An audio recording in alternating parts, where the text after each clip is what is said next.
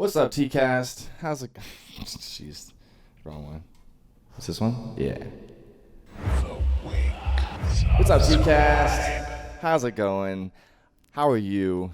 Welcome to TKAST. I'm sitting here with my friend Faith, and she is a producer and writer, living and working in the DC area. Yes. Hello, how's it going? Good. How are you? Thanks for having me on. Of course. Thanks for coming by. How's your day been? You know, it's actually had a little bad thing happen with a Metro bus driver, but it got better. So oh my gosh. It's good now. It's all good. What happened?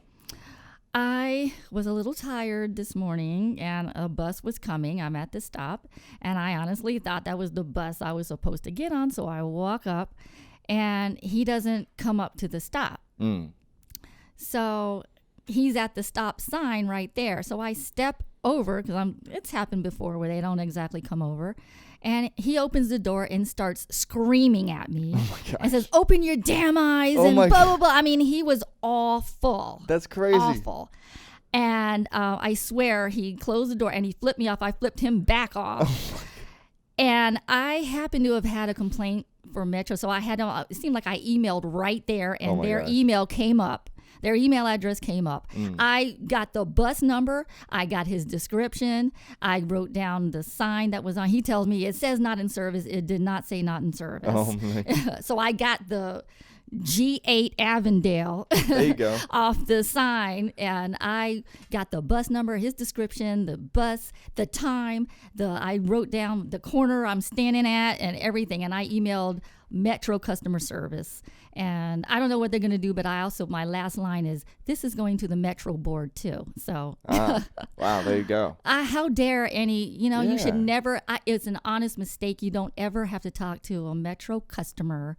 It's inexcusable. Yeah. And I agree. So that was the beginning of the morning, going to church. Goodness gracious. Wow. Well, hopefully the rest of the day was picked up for you somehow. It got a lot better, and this is fun. So this This is great. Well, welcome. We're glad to have you. Happy to have you here. So for those of you that don't know Faith as well as I do, we met about a year ago via the Women in Film video. Women in Film and Video. Women in Film and Video. And we have been friends for about a year now, but you've been living in DC for nearly 12 years? Yes. Wow, that's incredible. Yeah. And you've been a member of Women in Film for also the same amount of time. Yeah, just about the same amount of time. Wow. So when you moved to DC, what was it that spurred you to become a member of Women in Film? I wasn't trying to settle in DC. I was on my way somewhere else. Oh, wow. Okay. And circumstances kept me here. I went to the annual job fair. I was looking in the paper, and WIF had a job fair, and I was a filmmaker, and I wanted to be in that. And I went to the media job fair. Okay. And you can sign up memberships there. And I went to the job fair, liked the organization, and joined, and stayed in ever since. That's cool. No. Do you remember do you remember the job fair? Like, do you remember how it went? Did it go well? To be honest, I've never gotten a job through the job fair.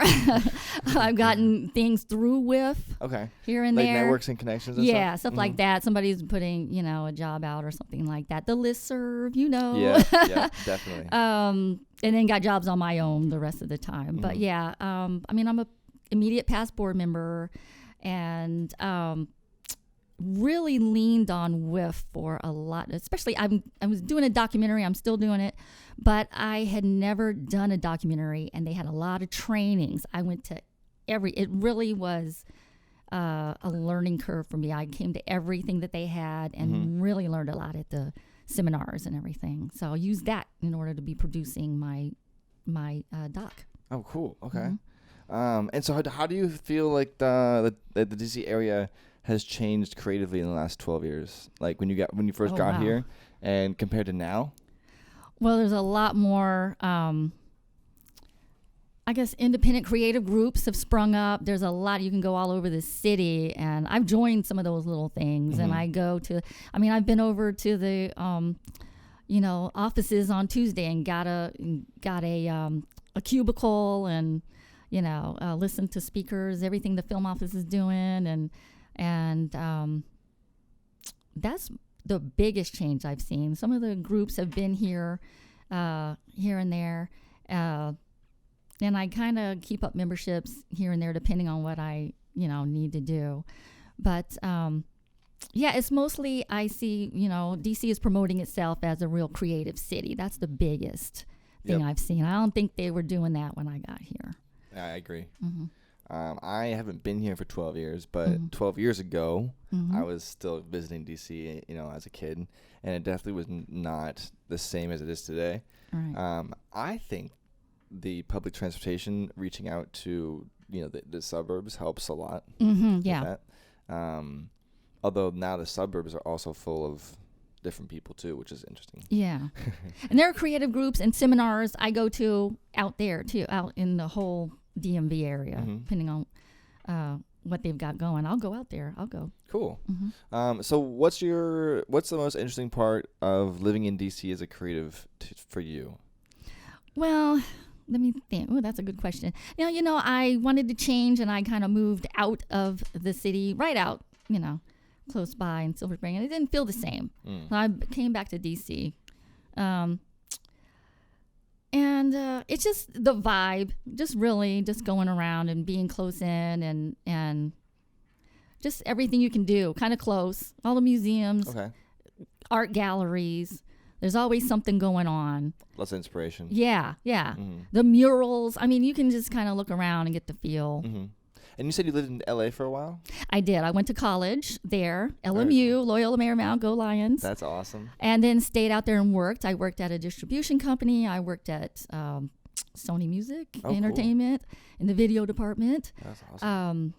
And then all over the building. I started off as an intern and got summer jobs there and things like that. And at an animation company, a Chinese-owned animation company, by the way. So with a lot of stuff I see, I worked there. Cool. And, and crewed on films. A lot of indie films, out there. Mm-hmm. And made my own stuff. And it's LA. I mean, what are you going to say? Yeah. And so do you think that it's important to live in LA if you want to become a successful creative? I think it depends on what's going on, what you're trying to do. I mean, sometimes it's so specific, but... Because I've heard a lot of people say that, you need to move to LA to be successful. But I don't really... I don't think that's mandatory. I think it depends. If you're...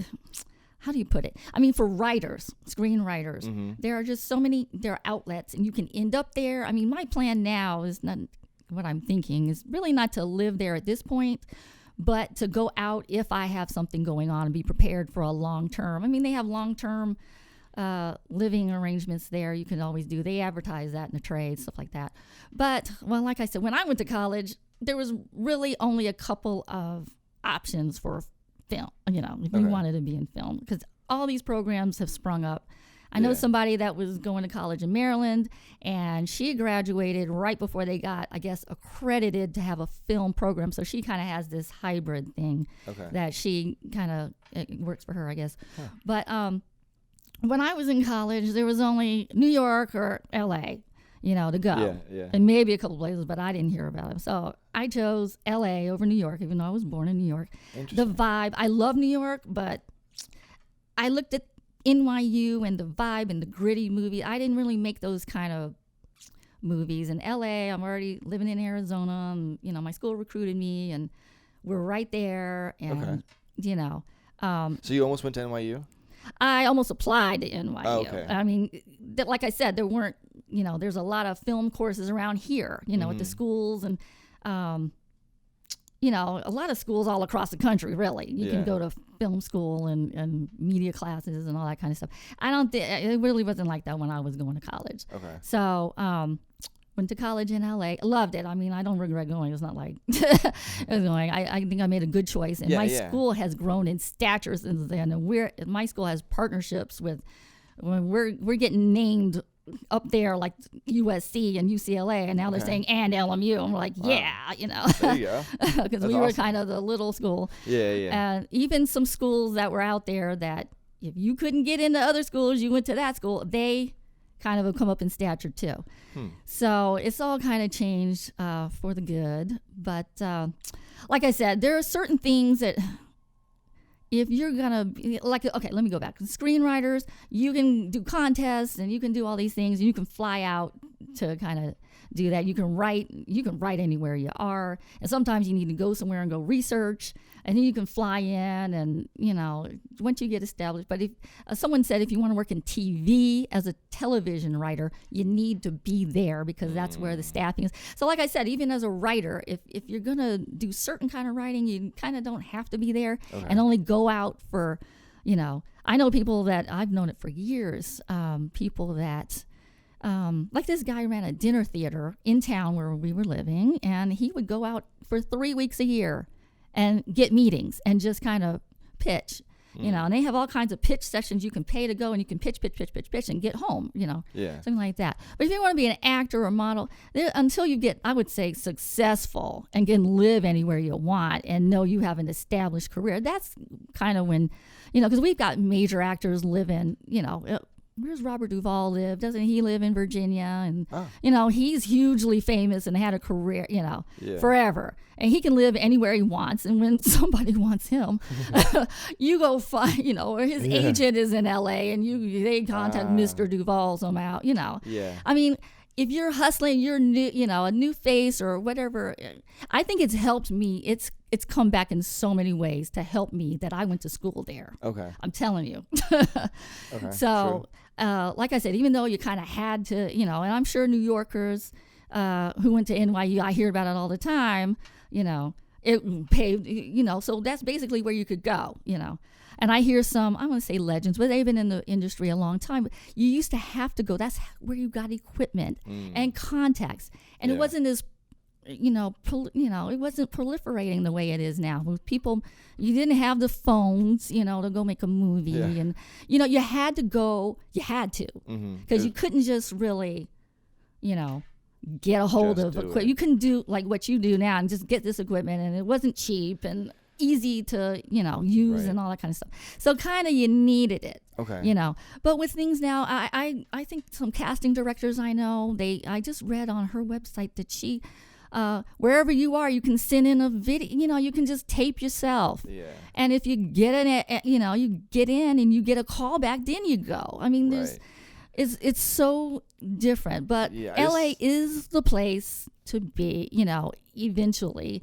And you just may be out there for a long time, or, you get on a show and you get seasons going, then you're going to be living out there, if they shoot there. Yeah. Well, there's Vancouver, and this is the next thing you know, you're living in Vancouver for 9 months out of the year. I mean, it can be, maybe maybe you need to go to LA for something, but then you're over there for something else. I mean, it's kind of crazy.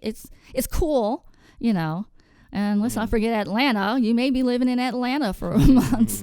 I think I saw somebody on the morning show that is from D.C. and they're in Atlanta for most of the year, and they come home for, see their folks, stuff like that. So it can be, L.A. is, they were losing, productions for a while. Then they got their act back together. Now people are swarming back.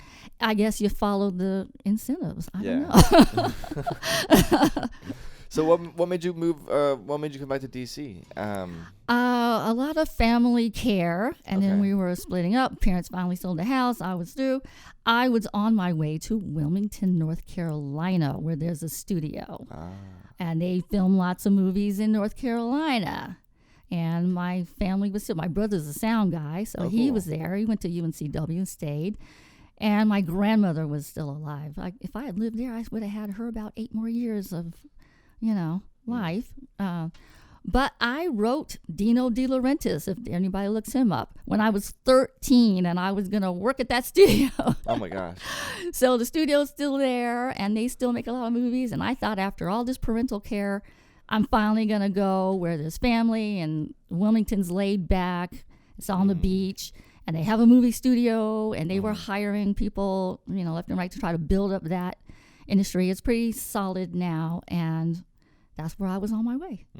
And apartment didn't come open, and the job that I wanted, you had to be a resident, and circumstances just kind of played out, and I ended up temping here and staying. That's kind of how we fall. Usually, people fall in DC as in they come here and they get like a temp thing going, and they just kind of fall in love with something about it. Yeah, the pace is good. We're close. We have enough airports. You can do what you got to do.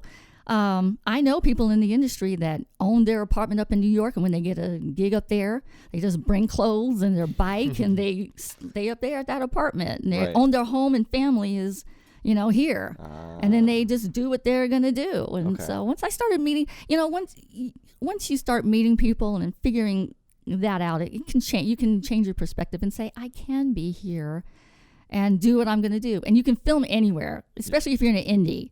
You go find a place that we're going to shoot there. You set up camp over there, and then you go shoot somewhere else, and you come back or not or whatever.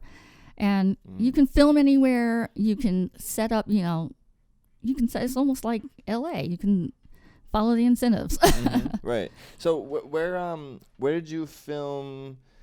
You're the producer on most of your positions. Yes. And so where do you do your where do your sets usually take place? Is it usually DC or? Yeah. Well, my very first movie was in Kansas at my house. Oh wow. And I got local people to be in it. There's my clothes. You'll see half of my wardrobe, some of my mother's wardrobe. You see my mom is an extra. All our cars. I do what you do. You use what you got. I believe in that. Exactly. I think some filmmakers are getting first time, especially doing a short, are getting kind of grandiose and is big, huge budgets for their first time short. And I'm like, really? You can learn cheaper and get better and then spend your money. Yeah, my friends keep telling me that they want to get a camera and start a production studio. Yeah. And I'm like, or just, don't, or just, just be normal. Yeah. They're like, oh man, we got to start a radio show. I'm like, just get a few microphones. Yeah. So I shot in my own house.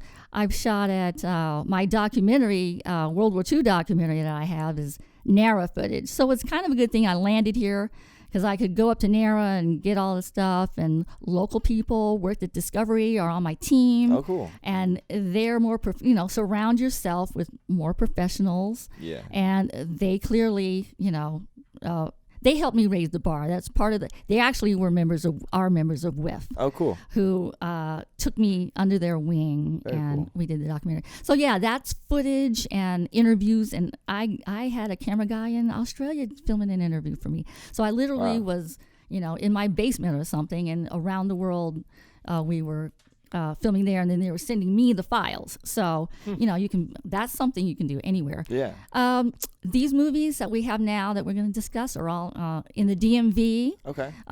We got some cool of course, my filmmaker, we shot 2 of them at her house. Oh. But she has an amazing house Okay. that doesn't look like a house. I mean, there's only 2 houses that look like mini mansions. Oh, wow. And we could make the looks look. We were really hustling to change the looks and change the decor and pull props. She did. It's one of the reasons I really want to work with her as a young filmmaker is because she understood that, for what you have and use what you've got.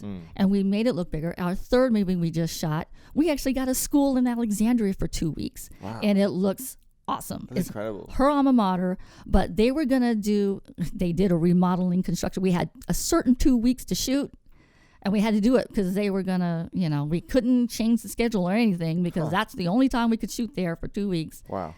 And it looks amazing. And that's a huge, set. I mean, it looks great. Yeah. I mean, you couldn't ever fake that. And it makes incredible. our film look way more than what we had as a budget. That's incredible. You got a whole school for 2 weeks. Yeah. That's unreal. That's like Walking Dead. Yeah, exactly. Wow. Exactly. That's very cool. So what are you working on these days? These days, I'm promoting the films that we shot. So Clara's Ultimate Christmas. Okay. It's time. If you're already noticing, there's Christmas stuff for sale. I'm a vlogger, not a blogger. Exactly. I'm glad you saw that trailer. Not vlog, vlog. That was so cute. And I love the fact that her dad was like, oh, okay, I'm sorry. Exactly. They're all local. I mean, local actors. She's adorable. Yeah, she is. She was such a find. And we're waiting for a release date on the horror movie pipeline. So we've got pre-stuff out. Some people have been really nice. Yeah, everybody went for it. It was so fun to watch people go for it in the stunts. It was cool. They're all superstars to me. And I am researching actually a sculptress who her artwork is in the Smithsonian American Art Museum, by the way, people. Who she's African American and Native American during the Civil War, had a very successful career in art. Wow. But she and other women had to leave the country and go over to Europe to have a career. And there's art all over the area. We've been going to the art museums and capturing pictures. And then she worked in America, Rome, and London. And her stuff is seen all over the place. And she was at these world fairs held in Philadelphia back in the day. I mean, it was just incredible. And abolitionists were her main patrons. Oh, cool. Wow. So, and she sculpted very famous people. Wow. And they came to visit her in the studio. And it's just this incredible story I found that, to me, it's so American. I mean, her brother struck gold. Yeah. He went out west and he actually struck gold. And there's a house in Montana that he bought that is a national park. You know, it's it's protected by the national park system. Oh my gosh. And there are some things you can. It's only America, you know. Yeah, seriously.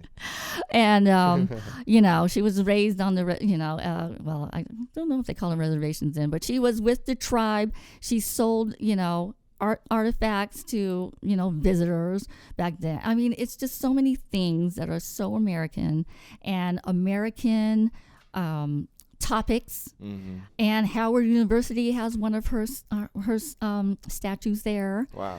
And it's just it's something that I said, wow, as soon as I started reading about her. Yeah. And it's so many things. I mean, women in film and video formed, 40 years ago this year, because women were having a hard time with the career. I mean, there are so many things that resonate, which unfortunately haven't changed since then, but maybe we can. Oh my God.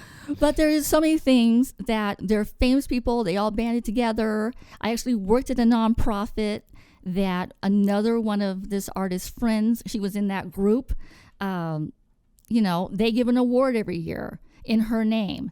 And I had no idea that I was connected once I saw her name with this product. I'm like, oh my goodness.